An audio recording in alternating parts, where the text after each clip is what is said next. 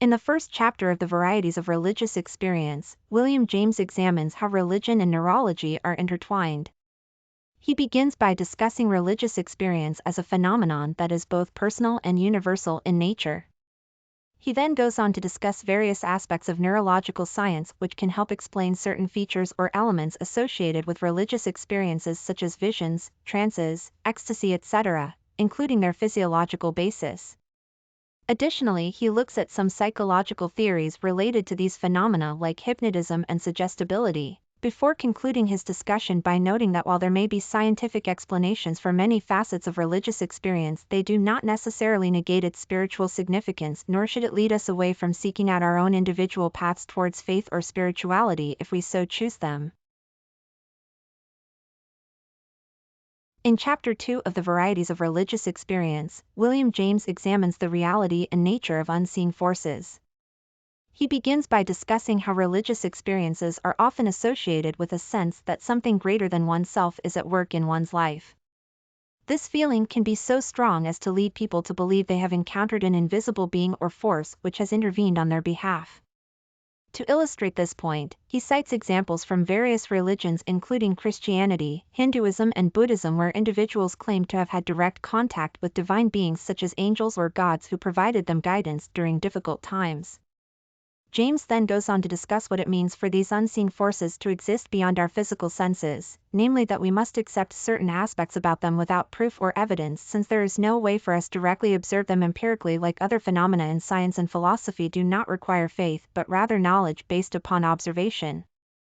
Finally, he concludes his chapter by noting how important it is for believers in religion, and those studying its effects, to recognize the power held within belief itself even if some may never experience any tangible results from believing because ultimately all beliefs shape our lives whether we realize it consciously or unconsciously. Chapter 3 of the Varieties of Religious Experience by William James focuses on the concept of a divided self. He begins with an exploration into how religious experience can be seen as being composed from two distinct parts. One part is conscious and rational, while the other is unconscious and irrational. This duality creates tension between these two aspects which leads to feelings such as guilt or anxiety in some individuals who are unable to reconcile their beliefs with reality. In order for them to find peace within themselves, they must learn how to accept both sides without judgment or fear. This process allows them access deeper levels of understanding about life's mysteries that would otherwise remain hidden away due to repression caused by societal norms and expectations. James then goes on to discuss various types of spiritual experiences including conversion, mysticism, prayerful contemplation, etc., all which involve different degrees separation from everyday consciousness, allowing people gain insight into what lies beyond our physical world, something he calls the more, before concluding his chapter discussing why it important recognize importance accepting ourselves fully despite any inner conflicts we may have so that true growth can occur spiritually speaking. Chapter 4 of the Varieties of Religious Experience by William James focuses on the concept and experience of a sick soul. This is defined as an individual who has become so overwhelmed with guilt, fear or despair that they are unable to find any joy in life. These individuals often feel like their lives have no purpose or meaning and can be consumed by feelings such as loneliness, depression, anxiety and hopelessness. In order for these people to recover from this state, it requires them to make some kind of spiritual transformation which involves finding faith in something greater than themselves, whether it be God or another higher power. Through prayerful contemplation they must come face to face with their own mortality while also recognizing the beauty within all things around them including nature itself, allowing peace and acceptance into one's heart despite whatever suffering may exist at present moment. Ultimately, those who successfully go through this process will emerge feeling liberated from past pain/trauma, having found solace in knowing there is more out there beyond what we see here on earth today. Chapter 5 of the Varieties of Religious Experience by William James focuses on the concept and practice known as healthy-mindedness. This is a type of religious experience that emphasizes optimism, joy, and an overall sense of well-being in life rather than focusing on sin or guilt. Healthy-minded individuals focus more on what they can do to make their lives better instead dwelling upon past mistakes or worrying about future events beyond their control. They also tend to be less concerned with traditional forms of religion such as attending church services regularly but still maintain some spiritual beliefs, which may include meditation practices like yoga or mindfulness techniques for relaxation purposes only. Additionally, healthy-minded people often have strong social connections within their communities due largely in part because these types are typically very outgoing personalities who enjoy interacting with others frequently. This helps them stay connected spiritually even if it isn't through organized religion per se. Finally, while there are certainly benefits associated with having a positive outlook towards life, not all aspects should necessarily be taken at face value, since sometimes too much positivity can lead one down dangerous paths when reality needs to be faced head-on without any sugar-coating whatsoever. In Chapter 6 of the Varieties of Religious Experience, William James examines the religion practiced by semi-savage peoples. He begins with a discussion on how these religions are often seen as primitive and inferior to those found in more advanced societies. However, he argues that this is not necessarily true. Rather than being less developed or sophisticated, they may simply be different from what we consider normal religious practices today. James then goes on to discuss some specific aspects of semi-savage religions such as their belief systems and rituals. He notes that many have an animistic worldview which sees all things, including animals and plants, as having souls or spirits like humans do. This leads them to believe in various supernatural forces at work in nature which must be appeased through ritual offerings or sacrifices made for good luck/favorability from said forces, e.g. rain gods. Additionally, there tends to also exist a strong sense of community among members who share similar beliefs about the world around them, thus providing support during times when life becomes difficult due to natural disasters, etc. Finally, James concludes his chapter by noting how despite its differences compared with other forms of religion, it still serves important functions within society, namely helping people cope with fear and uncertainty while simultaneously unifying communities together under shared values and traditions. Chapter 7 of the Varieties of Religious Experience by William James focuses on the religion practiced by primitive societies. He begins with a discussion about how these religions are often seen as inferior to those found in more advanced civilizations, and then goes into detail regarding their beliefs and practices. In particular, he looks at totemism, the belief that certain animals or objects have spiritual significance for an individual or group, and animism, the idea that all things possess some kind of spirit which can be communicated with through ritualistic behavior.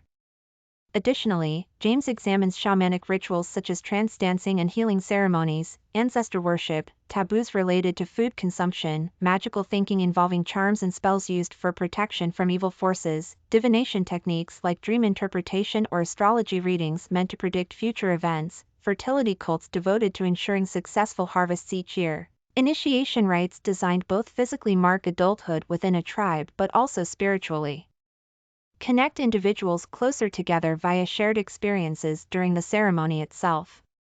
Finally, he concludes his chapter discussing why it is important not only recognize religious diversity among different cultures around the world, but also appreciate its value even if we do not personally subscribe same set beliefs ourselves.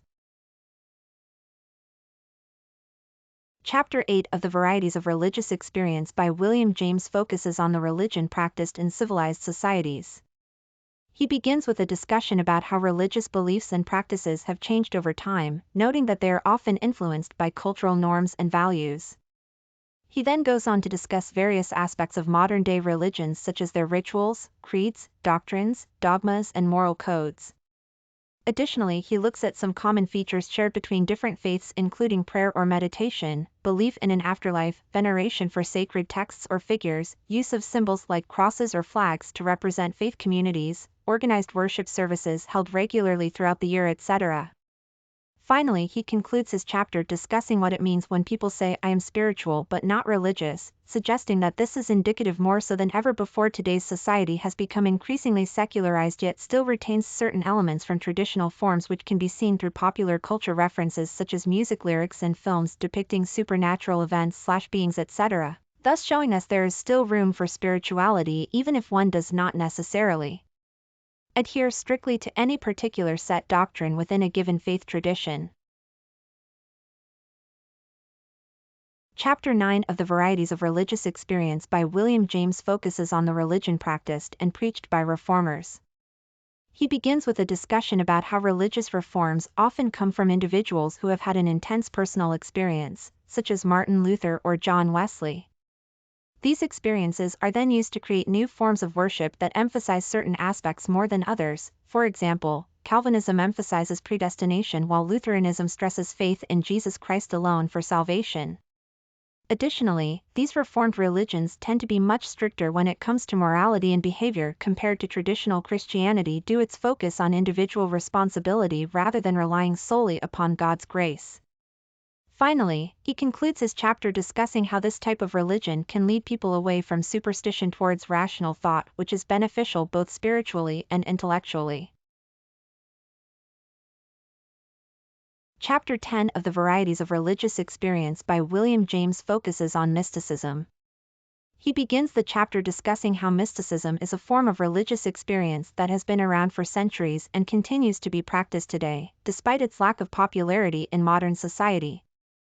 He then goes into detail about what constitutes mystical experiences, noting their common features such as unity with God or nature, an intense feeling of joy and peace, direct knowledge without reasoning or inference, timelessness and spacelessness during the experience itself, noetic quality, the sense that one knows something important, transiency, experiences are usually brief, passivity, one does not actively seek out these experiences.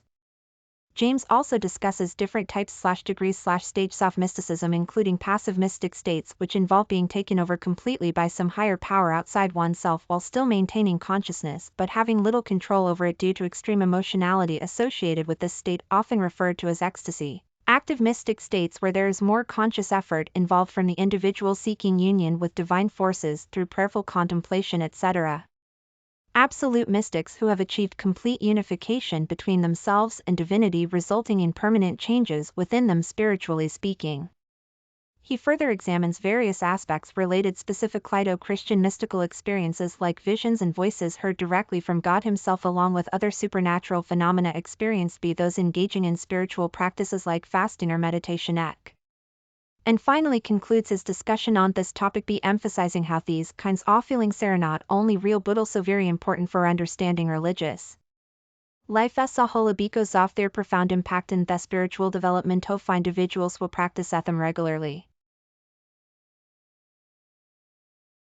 In Chapter 11, William James examines the attitude of science towards religion.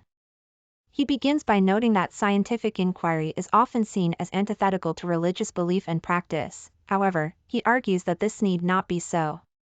Instead, he suggests a more nuanced approach in which both can coexist peacefully without one necessarily undermining or negating the other. To illustrate his point further, James looks at how scientists have historically interacted with various forms of spiritualism, such as mesmerism and psychical research, and finds evidence for an open-mindedness among many prominent figures within these fields who were willing to entertain ideas outside their own area of expertise if they seemed plausible enough on face value alone.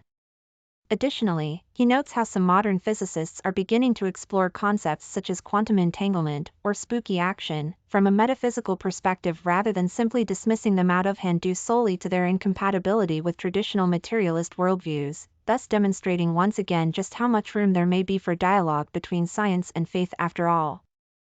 Finally concluding that while it would certainly behoove us all if we could find ways in which our respective disciplines might complement each other instead of competing against one another unnecessarily. In Chapter 12 of the Varieties of Religious Experience, William James examines the failure of naturalism to explain religious experience. He argues that while science can provide explanations for physical phenomena and psychological processes, it cannot account for spiritual experiences such as conversion or mysticism. Naturalistic theories fail because they are unable to adequately address questions about purpose and meaning in life which religion provides answers to.